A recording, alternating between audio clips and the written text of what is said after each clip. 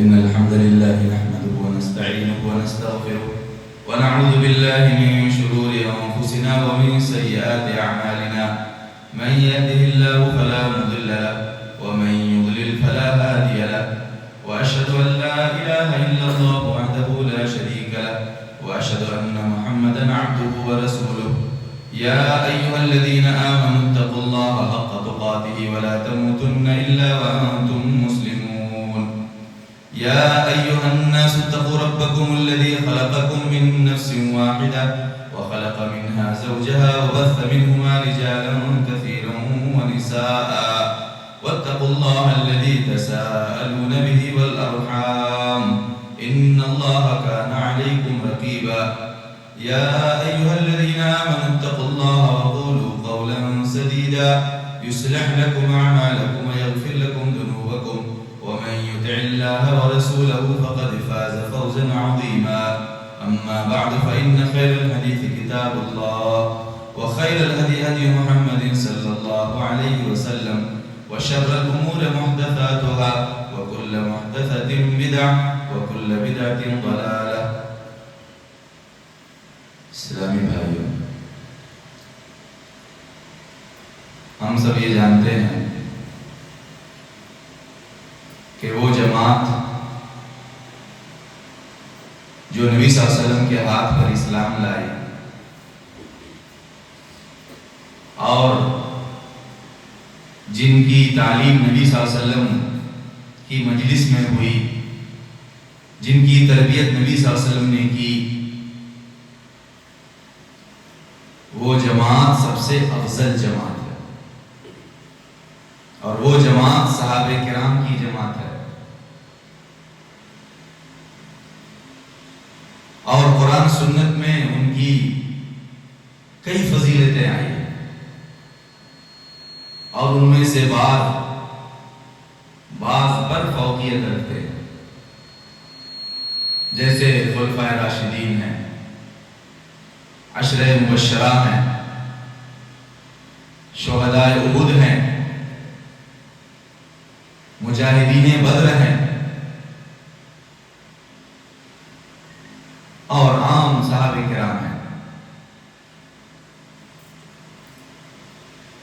لیکن عمومی طور سے یہ جماعت سب سے افضل جماعت ہے اپنے اعمال اور اپنے کردار کی وجہ سے. لہذا ہمیں اپنے امور میں نبی صلی اللہ علیہ وسلم کے بعد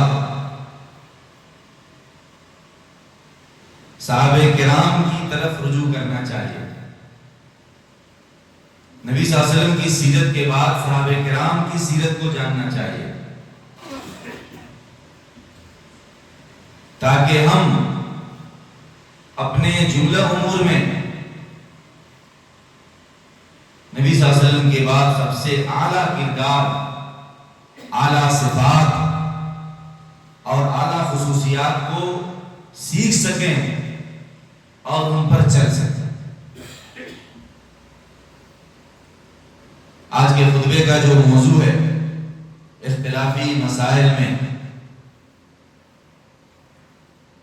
منہج سلف، اس میں سب سے پہلے صحابہ کرام کا منہج دیکھنا چاہیے کہ اختلاف، ان کے درمیان اختلاف ہوا تو انہوں نے کیا طریقہ اپنایا، کن اخلاق کو لازم پکڑا، کن آداب پر رہے.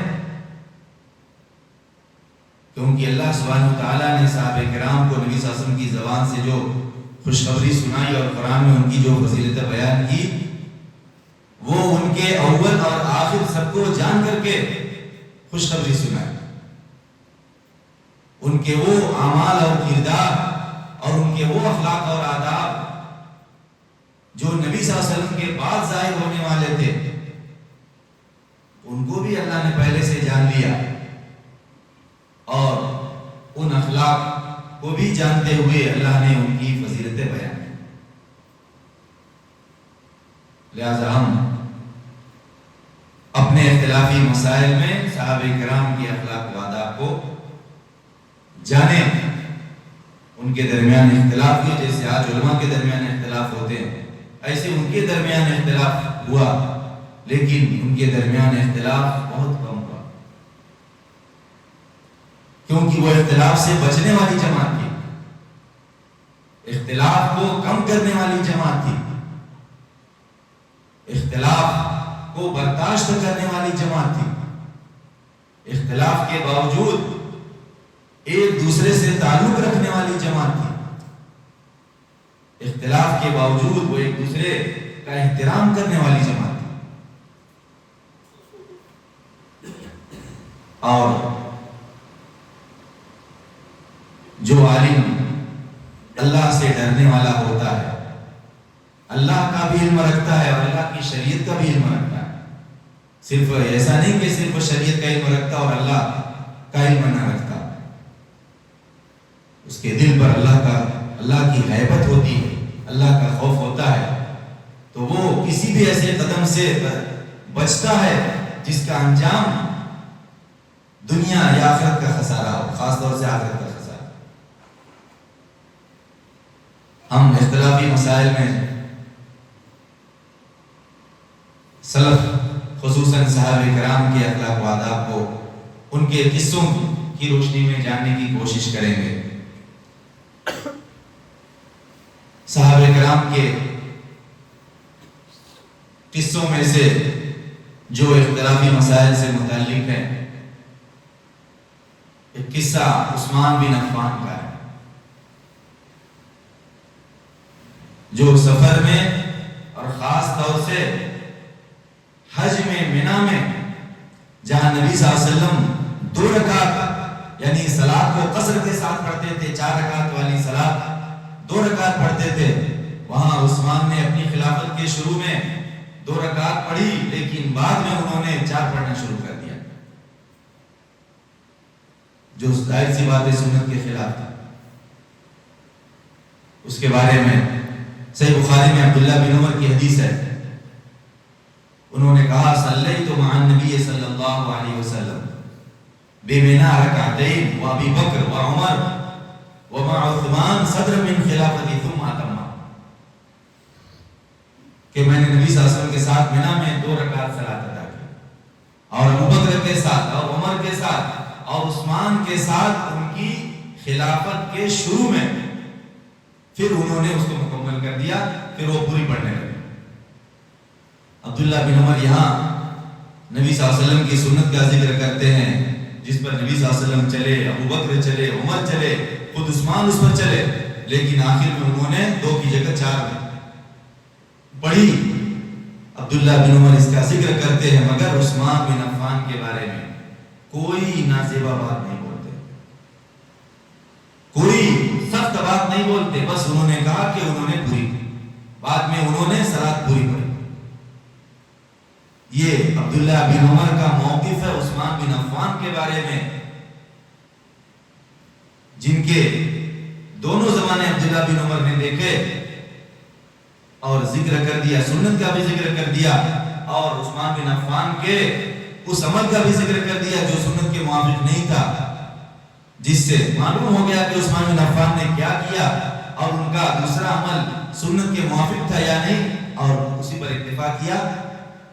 کوئی بری بات عثمان بن عفان کی شان میں نہیں کہی، اور عثمان بن عفان نے جو بھی کیا ان کا وہ عمل سنت نہیں تھا، لیکن اس کے پیچھے ان کی کوئی کچھ تعبیر تھی، اور عثمان بن عفان کا جو مرتبہ تھا کہ عثمان فی الجنہ، وہ مرتبہ ختم نہیں ہوا۔ اور صحیح بخاری میں عبد الرحمن بن یزید سے روایت ہے، انہوں نے کہا صلی بنا عثمان بن عفان بمنا 4 رکعات، عثمان بن عفان نے ہم کو مینا میں 4 رکعت پڑھائی، ظہر یا عصر یا عشاء یا سبھی صلوات، قصر نہیں کیا، پوری پڑھائی، 4 رکعت پڑھائی۔ فذکر ذلک لابن مسعود رضی اللہ عنہ، اور قیل ذلک لابن مسعود رضی اللہ عنہ، یہ بات عبداللہ بن مسعود سے بیان کی گئی کہ عثمان بن عفان خلیفہ نے مینا میں 4 کی 4 پڑھائی ہے، قصر نہیں کیا. فاسترجع، تو عبداللہ بن مسعود نے کہا انا للہ و انا الیہ راجعون. پھر انہوں نے کہا صلیت مع رسول اللہ صلی اللہ علیہ وسلم بمنا رکعتین وصلیت مع ابی بکر صدیق رضی اللہ عنہ بمنا رکعتین وصلیت مع عمر الخطاب رضی اللہ عنہ بمنا رکعتین فلیت حظی من 4 رکعات رکعتان متقبلتان. کہا انا للہ و انا الیہ راجعون. بڑا مصیبت کی دعا ہے، مصیبت کی دعا ہے. انہوں نے سنت پر ترک عمل کو، سنت پر عمل نہ کرنے کو مصیبت جانا، مگر اس مصیبت پر اللہ کا ذکر کیا، انا للہ و انا الیہ راجعون. پھر سنت کا ذکر کیا، کہا میں نے رسول اللہ صلی اللہ علیہ وسلم کے ساتھ مینا میں 2 رکعت پڑھی اور میں نے ابوبکر صدیق کے ساتھ مینا میں 2 رکعت پڑھی اور میں نے عمر بن خطاب کے ساتھ مینا میں 2 رکعت پڑھی ہے. اے کاش میرے نصیب میں 4 رکعت کے بدلے 2 مقبول رکعتیں ہوتی. بس مجھے 4 نہیں چاہیے، میں 2 ہی رکعت پڑھوں جو اللہ قبول کر لے، یہی میرا نصیب. عبداللہ بن مسعود جیسے عالم جلیل کو دیکھیے، انا للہ و انا الیہ راجعون کے ذریعے اپنے دل کی حالت بیان کر دی، مگر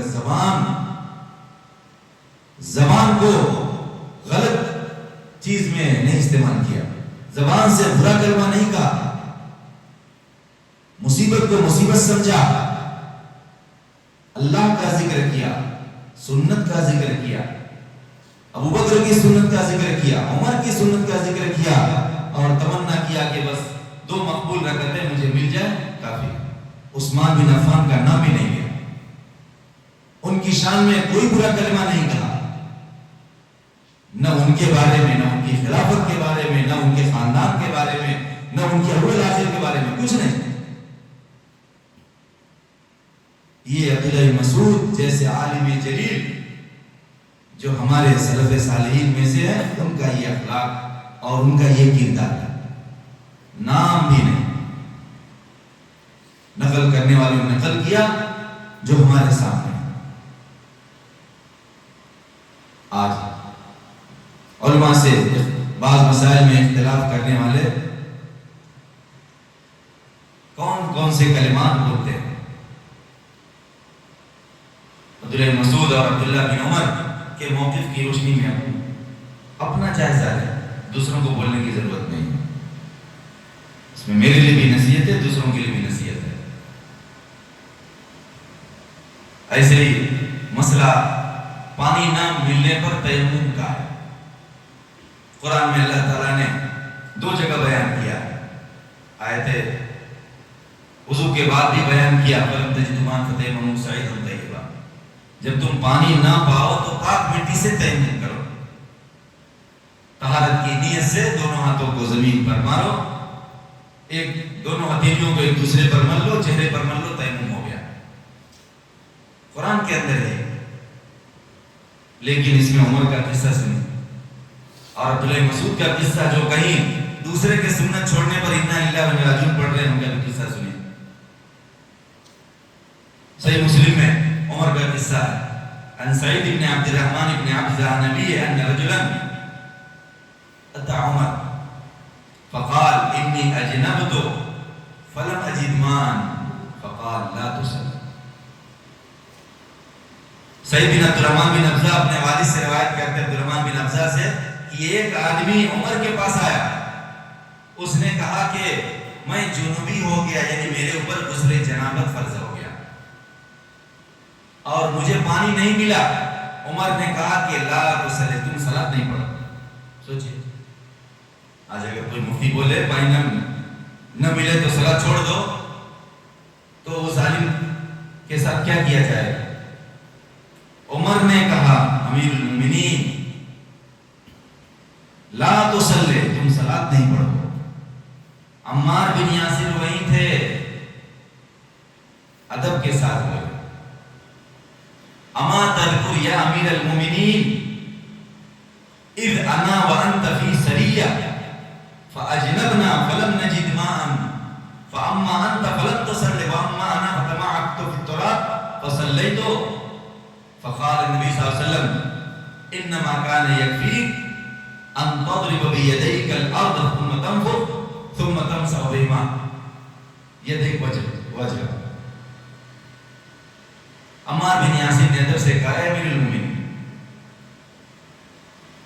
کیا آپ کو یہ یاد نہیں ہے کہ جب میں اور آپ ایک جنگ میں تھے چنانچہ ہم جنوبی ہو گئے ہمارے اوپر غسل جنابت فرض ہو گیا اور ہم کو پانی نہیں ملا تو آپ نے تو صلاۃ نہیں پڑھی اور میں مٹی میں لوٹ لیا اور میں نے صلاۃ ادا کی. تیمم کا طریقہ نہیں معلوم تھا. میں مٹی میں لوٹ لیا اور میں نے صلاۃ ادا کی. پھر واپسی پر نبی صلی اللہ علیہ وسلم نے بتایا کہا تم کو اتنا کافی تھا کہ تم اپنے دونوں ہاتھ زمین پر مارو پھر پھونک دو. دونوں ہاتھ زمین پر مار کے ہتھیلیوں میں پھونک دو شاید مٹی اڑ جائے. پھر تم ان کو اپنے دونوں ہاتھوں پر اور چہروں پر مار بس اتنا ہی کر دو. عمر کو یاد دلایا عمار نے تو عمر نے کہا اتق اللہ یا عمار. اے عمار اللہ سے ڈرو. کیا بول رہے ہو؟ عمر کو یاد نہیں آیا لیکن عمار کو یاد ہے. کبھی چھوٹا یاد رکھتا ہے بڑا بھول جاتا ہے. عمر کو یاد نہیں آیا. کہا اے عمار اللہ سے ڈرو. عمار نے کہا ان شئت لم احدث بھی اگر آپ چاہیں تو میں یہ حدیث نہ بیان کروں. عمر نے دوسری روایت میں کہا کہ نولی کما تولے ہم تم کو اس چیز کی طرف پھیر دیں گے جس کی طرف تم پھرو گے یعنی تمہاری مرضی تم بیان کرنا چاہو تو بیان کرو. پھر ہمت نہیں ہوئی عمر کو کہ عمار کو روکیں. یاد نہیں ہے ان کو. اتنا بڑا مسئلہ پانی نہیں ملے تو تیمم کرو قرآن میں آئی ہے. اور یہاں عمر سے سوال ہوتا ہے کہ پانی نہیں پایا جنوبی ہوں غسل جنابت فرض ہے پانی نہیں ملا تو عمر فتویٰ دے رہے ہیں کہ صلاۃ نہیں پڑھو. پھر عمار یاد دلاتے ہیں تو عمر کو حدیث یاد نہیں آتی. مگر جب عمار بولتے ہیں کہ اگر چاہیں تو حدیث نہ بیان کروں تو وہاں عمر ڈر جاتے ہیں منع نہیں کرتے تمہاری مرضی. اتنا بڑا مسئلہ تھا صلاۃ پڑھنے سے منع کیا. جب تک پانی نہیں ملتا صلاۃ نہیں پڑھنی. کیا عمار نے عمر بن خطاب کی شان میں کوئی گستاخی کی؟ صلاۃ اسلام کی بنیاد ہے اسلام کا رکن ہے. ترک صلاۃ کفر ہے. فروعی مسئلہ کا کر کے نہیں ٹال سکتے کہ یہ فروعی مسئلہ ہے. جہاں آپ نے خلاف پڑھا فروعی مسئلہ ہے یا تو حدیث کو ضعیف بول دیے یا فروعی مسئلہ بول دیے. کوئی گستاخی نہیں. عمار جتنا کر سکتے تھے اتنا کیا. حدیث یاد دلانے کی کوشش کی نہیں یاد آئی.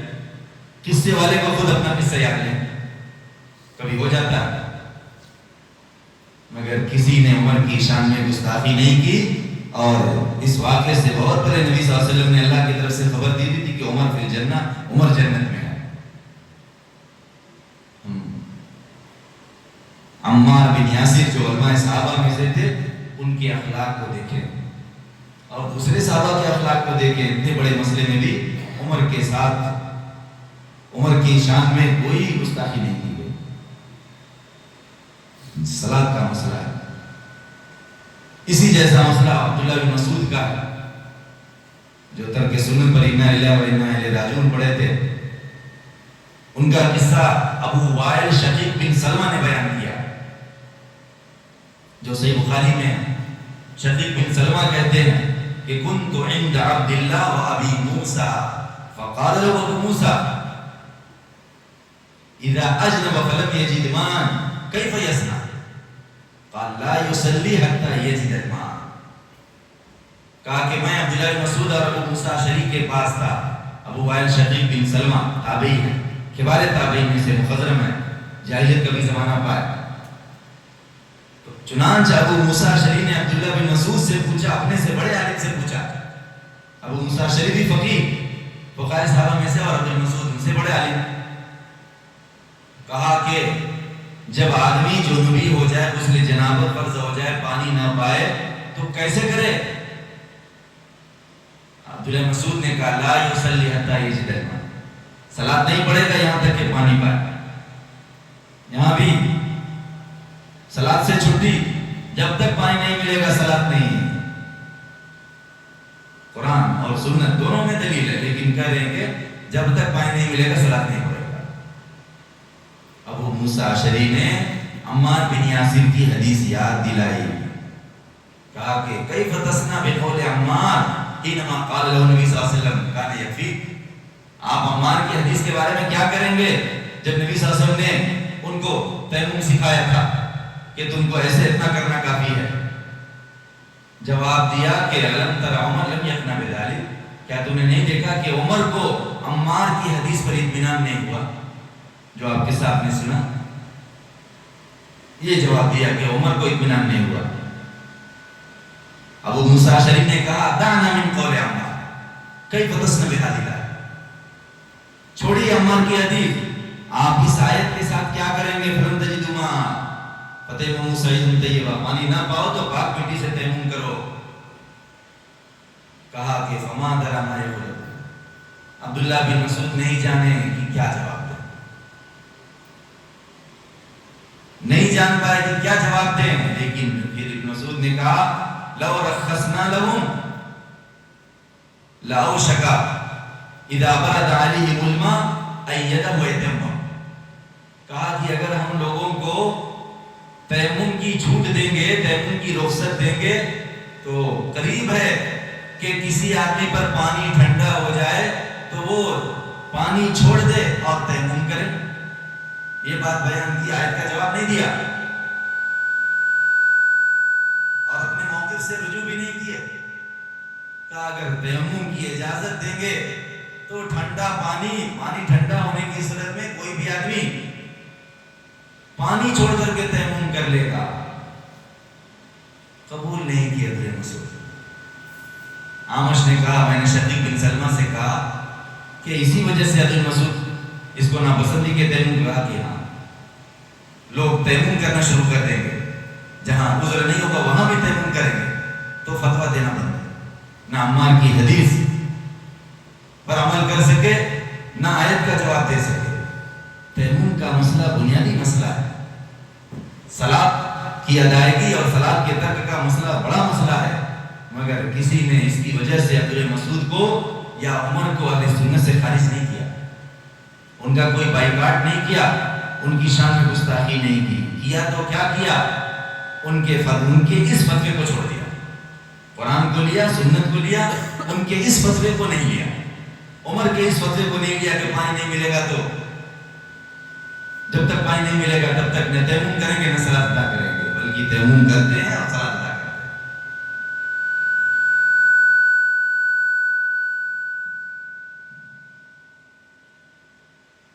اسی طرح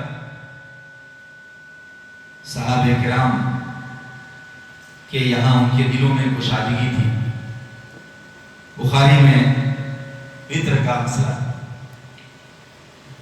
وطر کے 2 قصے ہیں۔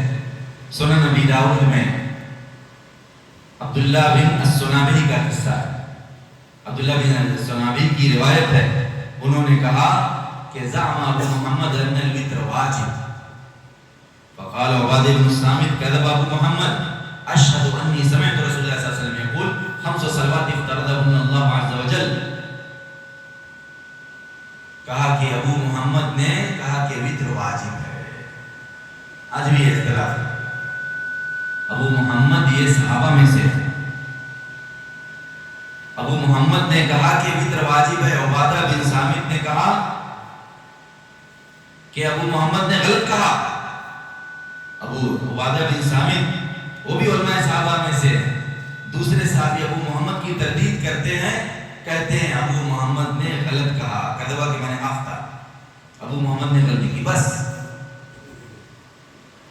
دوسرے صحابی کی تردید میں صرف اتنا لفظ استعمال کیا، کذب ابو محمد، ابو محمد نے غلطی کی، اس کے علاوہ نہیں۔ پھر کہا میں گواہی دیتا ہوں کہ میں نے رسول اللہ صلی اللہ علیہ وسلم کو فرماتے ہوئے سنا ہے 5 صلوات افترضهن اللہ عز وجل، 5 صلوات ہیں جن کو اللہ عز وجل نے فرض کیا ہے۔ من احسن وضوءهن وصلاهن لوقتهن واتم ركوعهن وخشوعهن کان له علی اللہ عہد ان یغفر له ومن لم يفعل فليس له اللہ عہد ان شاء غفر له وان شاء عذب. کہا میں نے رسول اللہ صلی اللہ علیہ وسلم کو فرماتے ہوئے سنا ہے 5 صلوات ہیں جن کو اللہ عز و جل نے فرض کیا ہے. جو ان کے وضو کو اچھا کرے گا، کامل اور صحیح وضو کرے گا، اور ان کو 5 صلوات کو ان کے اوقات میں ادا کرے گا، فجر کو فجر کے وقت میں، ظہر کو ظہر کے وقت میں، عصر کو عصر کے وقت میں، مغرب کو اس کے وقت میں، عشاء کو اس کے وقت میں، ان کے اوقات میں ادا کرے گا، اور ان کے رکوع کو اور ان کے خشوع کو مکمل کرے گا، صحیح کامل رکوع اور کامل خشوع کے ساتھ پڑھے گا، تو اس کے لیے اللہ پر عہد ہے، وعدہ ہے کہ اللہ اس کو بخش دے گا. اور جو ایسا نہیں کرے گا اس کے لیے اللہ کے اوپر کوئی عہد نہیں ہے. اگر چاہے گا تو بخش دے گا اور چاہے گا تو عذاب دے گا. تو اس حدیث میں ابو عبادہ بن ثابت نے ذکر 5 صلوات جن کو اللہ نے فرض کیا ہے، 5 صلوات کو اللہ نے فرض کیا ہے. اگر ہم وتر کو واجب مانیں گے تو 6 صلوات فرض ہو جائے گی. اور نبی صلی اللہ علیہ وسلم کہتے ہیں 5 صلوات کو اللہ نے فرض کیا ہے. اگر ابو محمد کی بات مان لی جائے کہ وتر واجب ہے تو گویا کہ 6 صلوات اللہ نے فرض کیے ہیں. تو اب ہم حدیث کو مانیں کہ ابو محمد کے قول کو مانیں؟ حدیث کو مانا جائے گا. اس سے علماء نے استدلال کیا ہے کہ وتر واجب نہیں، سنت موقدہ، چھوڑنا صحیح نہیں لیکن واجب نہیں بول سکتے. یہاں عبادہ بن ثابت نے تردید کی تو بس ایک لفظ استعمال کیا ابو محمد نے، غلطی کی، اس کے علاوہ ان کی شان میں کوئی غلط بات نہیں، اور حدیث سنا دیا. اسی طرح وتر کے بارے میں بخاری میں ابن ابی ملیکہ تابعی کہتے ہیں اوتر معاویہ بعد العشاء برکعہ وعنده مولد ابن عباس فاتى ابن عباس فقال دعوا فإنه قد سيب رسول اللہ صلی اللہ علیہ وسلم. ابن ابی ملیکہ نے کہا کہ معاویہ نے عشاء کے بعد 1 رکعت وتر پڑھی، صرف 1 رکعت، اور ان کے پاس عبداللہ بن عباس کا ایک آزاد کردہ غلام تھا. اس نے دیکھا معاویہ امیر المومنین 1 رکعت وتر پڑھ کے چلے جا رہے ہیں. تعجب ہوا. آپ ان سے نہیں کہا، ان کی شان میں گستاخی نہیں کیا، اپنے آقا عبداللہ بن عباس کے پاس آ کر کے کہا کہ ایسا کیا. عبداللہ بن عباس نے کہا چھوڑو ان کو، انہوں نے نبی صلی اللہ علیہ وسلم کی صحبت پائی ہے، صحابی ہیں، وہ کلام کرنے کی اجازت نہیں تھی. بخاری کی دوسری روایت میں ہے ان سے کہا گیا حل لک فی امیر المومنین، ابن عباس سے کہا گیا حل لک فی امیر المومنین معاویہ فإنه ما أطر إلا بركعة ما أطر إلا بواحدة قال صاد إنه فقيه. کہا کہ ابن عباس سے کہ آپ کو امیر المومنین معاویہ کی رغبت ہے. امیر المومنین کا لفظ ہے بخاری میں. آج کل بہت سے لوگ امیر معاویہ امیر المومنین معاویہ کرتے ہوئے ان کو عجیب سا لگتا ہے. یہ صحابہ کرام اور تابعین نے کہا. یہاں شکایت کرتے وقت کہا جا رہا ہے حل لک فی امیر المومنین معاویہ، کہ آپ کو امیر المومنین معاویہ کی رغبت ہے کیونکہ انہوں نے صرف 1 رکعت کے ذریعے وتر ادا کیا ہے. ابن عباس نے کہا صاحب انہ فقیہ، صحیح کیا انہوں نے، وہ بے شک وہ فقیہ ہیں، وہ عالم ہیں. عبداللہ بن عباس ان معاویہ کی شکایت سن کر کے شکایت کرنے والے کو خوش نہیں کیے، کہا کہ چھوڑ دو ان کو، صحابی ہیں، وہ عالم ہیں، اور صحیح کیا انہوں نے. ابن عباس 3 پڑھتے رہے ہوں گے لیکن معاویہ کے خلاف انہوں نے زبان نہیں کھولی.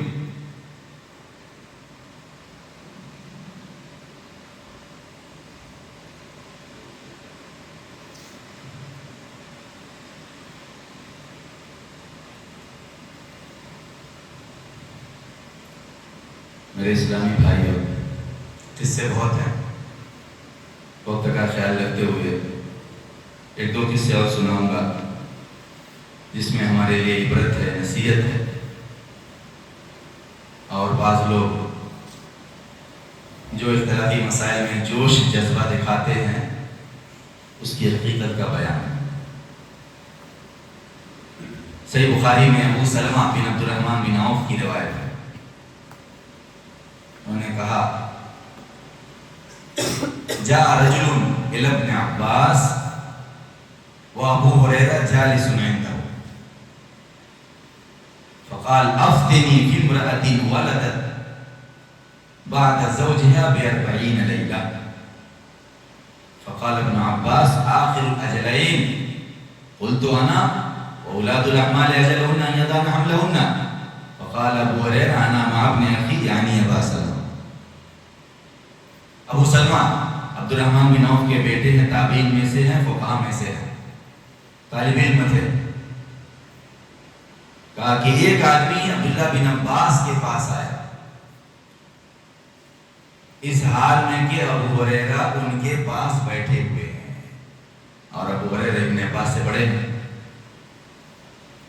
اور علم قرآن میں ابن عباس آگے ہیں، علم حدیث میں ابو ہریرہ آگے ہیں. وہ آدمی ہے، اس نے کہا کہ ابن عباس سے کہا. ابو ہریرہ کو پہچانتا تھا یا نہیں پہچانتا تھا، بہرحال ابن عباس سے فتویٰ پوچھا. کہا آپ مجھے اس عورت کے بارے میں فتویٰ دیجئے جس نے اپنے شوہر کے بعد 40 دن کے بعد بچے کو جنم دیا. مسئلہ یہ ہے کہ جب کسی عورت کا شوہر مر جاتا ہے تو اس کے اوپر عدت فرض ہوتی ہے 4 مہینے 10 دن چاند سے، اسلامی تاریخ سے، انگریزی تاریخ سے نہیں. 4 مہینے 10 دن. اگر عورت حاملہ ہو اور اس کے حمل کی حالت میں اس کا شوہر مر جائے، حاملہ ہونے کی حالت میں شوہر مر جائے تو اس کی عدت صحیح قول کے مطابق ولادت ہے. جب بچے کو جنم دے گی اس کی عدت ختم ہو جائے گی. اگر شوہر کی موت ہوئی اور بیوی حاملہ اور اسی دن موت کے بعد ڈلیوری ہو گئی تو عدت ختم ہو گئی اسی دن، ایک دن بھی نہیں. تو آدمی نے آ کے پوچھا، کہا کہ آپ مجھے اس عورت کے بارے میں فتویٰ دیجئے جو اپنے شوہر کے 40 دن کے بعد بچے کو جنم دی ہے. تو 4 مہینہ 10 دن نہیں ہوا، صرف 40 دن ہوا، 1 مہینہ 10 دن. ابن عباس نے کہا آخر الاجل ہے، 2 مدت میں سے جو آخری ہو. یہ ابن عباس کا موقف تھا پہلے، یعنی اگر جلدی ڈیلیوری ہو گئی تو 4 مہینہ 10 دن تک عدت گزارے گی، اور اگر 4 مہینہ 10 دن کے اندر ڈیلیوری نہیں ہوئی، 4 مہینے 10 دن کے بعد 8 مہینہ 9 مہینہ تو ولادت تک، ڈیلیوری تک وہ عدت گزارے گی. جو مدت لمبی ہوگی وہ اس کی عدت ہے. یہ فتویٰ انہوں نے دیا. ابو سلمہ ابن عبد الرحمن بن عوف وہی تھے جو ان کے شاگرد ہیں، صحابہ کے شاگرد ہیں. انہوں نے آیت پڑھ دی، صبر نہیں ہوا، ان کو صبر نہیں ہوا، اور کہا کہ اولاد الاحمال اجلہن ان یضعن حملہن. حمل والیوں کی، حمل والیاں ان کی عدت یہ ہے کہ اپنا حمل جن دیں، یعنی جب بچے کو جنم دے گی تو اس کی عدت ختم ہو جائے گی. ابن عباس کے فتوے کے خلاف بول دیا اور پوچھنے والا وہی ہے. ابو ہریرہ نے سنا تو کہا انا مع ابن اخی. بڑے ہو کر کے بھی بول رہے ہیں میں اپنے بھتیجے کے ساتھ. ابن عباس کا نام نہیں لے رہے ہیں، کہا میں اپنے بھتیجے کے ساتھ یعنی ابو سلمہ کے ساتھ ہوں. میں بھی یہی کہتا ہوں کہ جب بچے کو جنم دے دے، جب ڈیلیوری ہو جائے اس کی. اب یہاں ابو ہریرہ بھی ابن عباس کے خلاف بولے اور ابو سلمہ بھی بولے. فارسل ابن عباس غلامہ قریبا الی ام سلمہ یسألها. چنانچہ عبداللہ بن عباس نے کچھ لڑائی نہیں کی، کسی کے خلاف کچھ نہیں کہا. اپنے غلام قریب کو ام سلمہ، ام المؤمنین ام سلمہ رضی اللہ عنہ کے پاس بھیجا یہ مسئلہ پوچھنے کے لیے. ان کے پاس ہی تھا. انہوں نے کہا قتل سبیہ الاسلمیہ وہی حامل. سبیہ قتل زوج سبیہ الاسلمیہ وہی حامل. سبیہ اسلمیہ کے شوہر وفات پا گئے اس حال میں کہ سبیہ اسلمیہ رضی اللہ عنہ حاملہ تھی. ووضعت بعد موتی ب40 لیلہ. چنانچہ وہ اپنے شوہر کی موت کے 40 دن کے بعد بچے کو جنم دی تھی. فخطبت، تو ان کو شادی کا پیغام دیا گیا. فانکحھا رسول اللہ صلی اللہ علیہ وسلم، پھر رسول اللہ صلی اللہ علیہ وسلم نے ان کا نکاح کرا دیا. وکان ابو السنابل فی من خطب، اور ابو السنابل صحابی ان میں سے تھے جو شادی کا پیغام دیے تھے. یعنی 40 دن کے بعد ولادت ہو گئی تو 4 مہینہ 10 دن کا نبی صلی اللہ علیہ وسلم انتظار نہیں کیے، بلکہ شادی کرا دیے۔ ام سلمہ نے حدیث بیان کی۔ اس واقعے میں ابن عباس اور ابو ہریرہ اور ابو سلمہ جو تابعی ہیں ان کے اخلاق کو دیکھیں۔ مسئلے میں اختلاف ہوتا ہے مگر کوئی کسی کے بارے میں کوئی سخت بات نہیں بولتا، اور عبداللہ بن عباس تواضع اختیار کرتے ہیں اور بھیج دیتے ہیں، اپنے غلام کو بھیج کے معلوم کراتے ہیں کہ کیا ہے اس میں دلیل ہے۔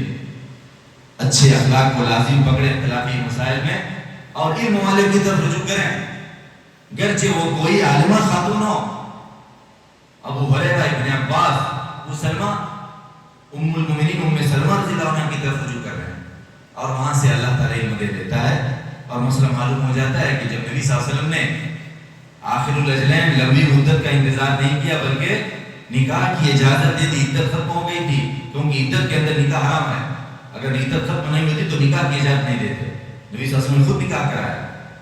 تو اچھے اخلاق کو لازم پکڑنا اور علم والے کی طرف رجوع کرنا، یہ منہج صحابہ، یہ منہج سلف ہے۔ ایک اور قصہ مختصراً ذکر کر دیتا ہوں، صحیح بخاری میں ہے۔ عبداللہ بن حنین اس کے راوی ہیں۔ مکہ اور مدینہ کے درمیان ایک جگہ ابوا، حج کے لیے صحابہ کرام تابعین جا رہے تھے۔ راستے میں عبداللہ بن عباس اور مسور بن مخرمہ دونوں صحابی ہیں، مسور مخرمہ صغار صحابہ میں سے ہیں، دونوں کے درمیان ایک مسئلے میں اختلاف ہوا۔ حج میں جا رہے راستے میں اختلاف ہوا۔ مسئلہ یہ تھا، عبداللہ بن عباس نے کہا کہ محرم جو آدمی احرام میں ہے، حالت احرام میں اپنا سر دھل سکتا ہے، اور مسور کہتے تھے لا یغسل محرم اپنا سر نہیں دھلے گا۔ اختلاف۔ عبداللہ بن عباس بڑے ہونے کے باوجود اپنے موقع پر تھے، مسور اپنے موقع پر تھے، دونوں میں سے کسی کے پاس واضح دلیل ہے، اور احرام میں بال سر کو دھلتے ہیں تو بال کچھ ٹوٹ سکتے ہیں، اور احرام کی حالت میں بال توڑنا کاٹنا منع ہے، تو سر کو دھلیں گے یا نہیں؟ واجب غسل تو سب کے نزدیک بلیچ میں جائے، بلکہ واجب ہے وہ، لیکن واجب غسل کے علاوہ احرام میں غسل کرنا اور اس درمیان سر کو دھلنا صحیح ہے یا نہیں، یہ مسئلہ تھا۔ تو عبداللہ بن عباس نے عبداللہ بن حنین کو ابو ایوب انصاری جو کبار صحابہ میں سے تھے ان کے پاس بھیجے، وہ بھی حج کے لیے جا رہے تھے، وہ کسی دوسری جگہ تھے۔ عبداللہ بن حنین گئے، معلوم ہوا کہ وہ ایک جگہ پردہ لگا ہوا ہے اور ادھر پردے کے پیچھے وہ غسل کر رہے ہیں، کوئی آدمی بوڑھے ہیں، کوئی آدمی ان کو غسل کرا رہے ہیں، ان کے اوپر پانی ڈال رہے ہیں۔ پہنچے اور کہا کہ سلام کیا، تو پوچھا کون ہے یہ؟ تو کہا کہ میں عبداللہ بن حنین ہوں، عبداللہ بن عباس نے مجھے بھیجا ہے کہ محرم آدمی اپنا سر کیسے دھلے گا؟ تو انہوں نے کپڑے کو اپنے ہاتھ سے نیچے کیا اور پانی ڈالنے والے سے کہا اس کو پانی ڈالو۔ پھر انہوں نے اپنے دونوں ہاتھوں سے اپنے سر کو حرکت دیا، حرکت راسو بیدے فاقبل بمواد پر، اور دونوں ہاتھوں کو پیچھے سے آگے لائے، آگے سے پیچھے لے گئے، جیسے وضو میں مسح کے دوران کرتے ہیں، آگے سے پیچھے، پیچھے سے آگے۔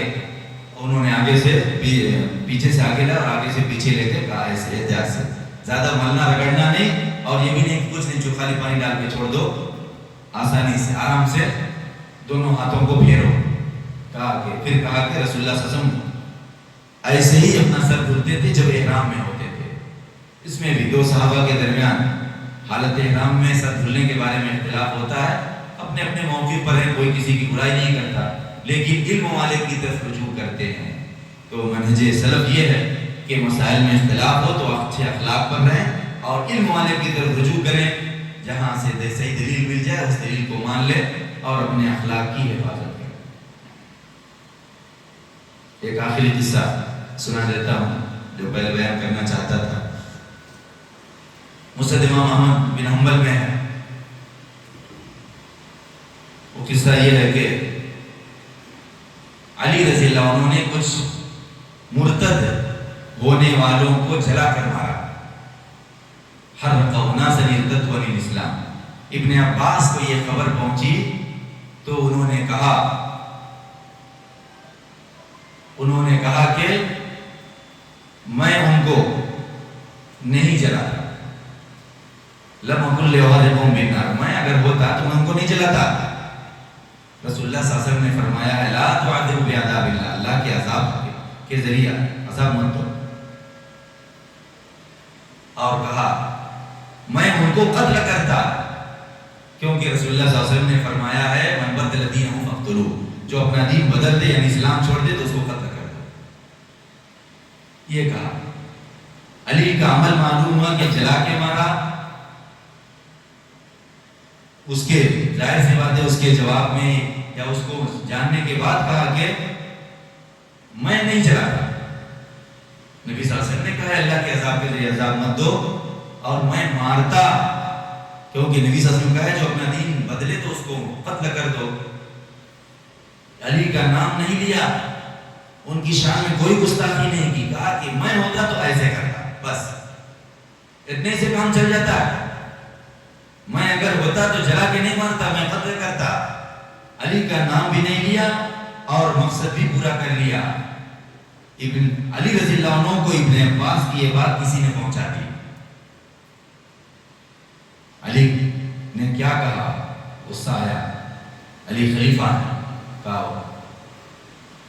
وَيْحَ ابْنِ أُمِّ ابن عباس، کہا ابن عباس کی ماں کے بیٹے پر افسوس۔ یہ انتہا سمجھ لیجیے، ابن عباس کی ماں کے بیٹے پر افسوس، بس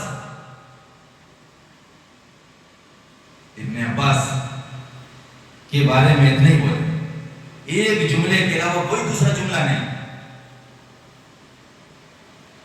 یہ ہمارے صحابہ اور ہمارے سلف صالحین کے اخلاق اختلافی مسائل میں، چاہے فروعی مسئلہ ہو چاہے منہجی مسئلہ ہو، اپنے دین کی حفاظت کرنے والے۔ اختلافی مسائل میں شیطان سے ہوشیار رہیے، کیونکہ شیطان موقع سے فائدہ اٹھانے کی کوشش کرتا ہے، دل خراب کرتا ہے، زبان خراب کرتا ہے، وقت برباد کرتا ہے، آپس میں پھوٹ ڈالتا ہے۔ وَاعْتَصِمُوا بِحَبْلِ اللَّهِ جَمِيعًا وَلَا تَفَرَّقُوا کا جو فریضہ ہے اس سے دور کرنے کی کوشش کرتا ہے۔ نبی صلی اللہ علیہ وسلم فرمایا جو اللہ روز آخر پر ایمان رکھتا ہے خیر بولے یا چپ رہے، یہاں خیر تو بولتے ہی ہیں، شر بھی بولنے لگتے ہیں، چپ نہیں رہ پاتے۔ صحابہ کرام کا جو منہج تھا وہ اعلیٰ تھا۔ ہم اختلافی مسائل میں صحابہ کرام کے اخلاق و آداب کو لازم پکڑے، فلاں نے کہا خیر کو لے لیں، باقی کو چھوڑ دیں۔ نبی صلی اللہ علیہ وسلم کا کوئی امتی ایسا نہیں ہے جو معصوم ہو، انسان غلطی کرنے والا ہے۔ امام ابن تیمیہ نے مجموع الفتاوی میں نقل کیا ہے قد اتفق سلف الامه وائمتها على ان كل احد يؤخذ من قوله ويترك الا رسول اللہ صلی اللہ علیہ وسلم۔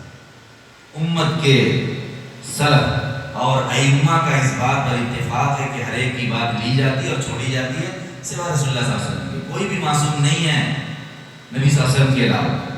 لہذا غلطی ہو سکتی ہے تو غلطی پر خود غلطی نہ کریں، جس سے غلطی ہوئی ہے وہاں تک رہیں۔ اگر ہم منہج صحابہ کو لازم پکڑیں گے تو ہم اپنے دین کی حفاظت کریں گے، اور ہم مسائل میں علم والوں کی طرف رجوع کریں گے تو ہمیں صحیح علم ملے گا۔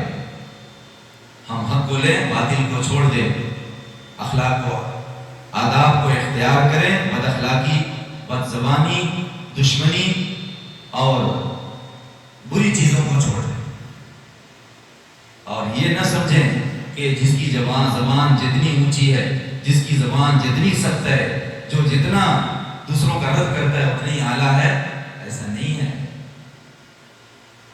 صحابہ کرام خاموش رہے۔ ابو عبدہ بن ثابت نے ابو محمد کے بارے میں کہا کہ ابو محمد نے غلطی کی، ابو محمد کی طرف سے کوئی بات نہیں آئی کہ انہوں نے بھی کچھ کہا۔ کیا فرق پڑا؟ خیر بولنے والا اور خاموش رہنے والا وہی حق پر ہے۔ اللہ تعالیٰ سے دعا ہے کہ وہ ہمیں دین کی صحیح سمجھ لے اور آپس میں مل جل کر کے اللہ کی رسی کو مضبوطی سے پکڑنے کی توفیق دے، ایک دوسرے سے محبت کرنے کی توفیق دے، اور آپسی دنیوی اختلافات میں اور دینی اختلافات میں منہج سلف کو لازم پکڑنے کی توفیق دے، اور ہم سے علم و عمل میں جو بھی غلطی ہو جائے اس سے سچی توبہ کرنے کی توفیق دے۔ اللہ ساری امت کی اصلاح فرمائے، ہماری اصلاح فرمائے، ہمیں دین کو زیادہ سے زیادہ سیکھنے اور دین پر صحیح سے عمل کرنے کی توفیق بخشے، آمین۔ وآخر دعوانا الحمدللہ رب العالمین۔